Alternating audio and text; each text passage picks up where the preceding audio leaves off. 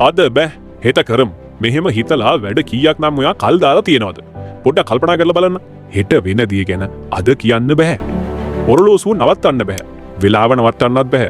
අපි හිතියත් නැතත් කාලය ගත වෙනවා. අපිට දවසට තියෙන්නේ පැය 24යි. දුප්පත් කෙනාටත් පොහොසත් කෙනාටත් තියෙන්නේ මේ පැය 24ම තමයි. මේ පැය 24 අපි හරියට පාවිච්චි කරනවද?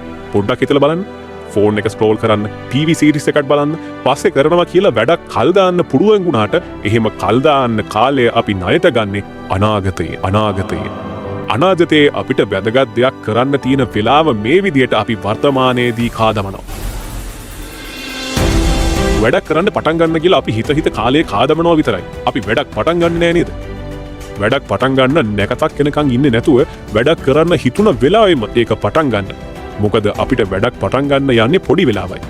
වැඩේ ඊට පස්සේ දිගටම කරගෙන යන්න පුළුවන්. පොඩි වෙලාවක් අරගෙන වැඩක් පටන් ගත්තොත් ඒකෙන් ඔයාගේ මුළු ජීවිත කාලයම වෙනස් කරන්න පුළුවන්. මොකද හිතන්නේ මේ වීඩියෝ එකකින් පස්සේ ඔයා කරන්න කල් දාපු එක වැඩක් කරලා ඉවරයක් කරන්න පුළුවන්ද?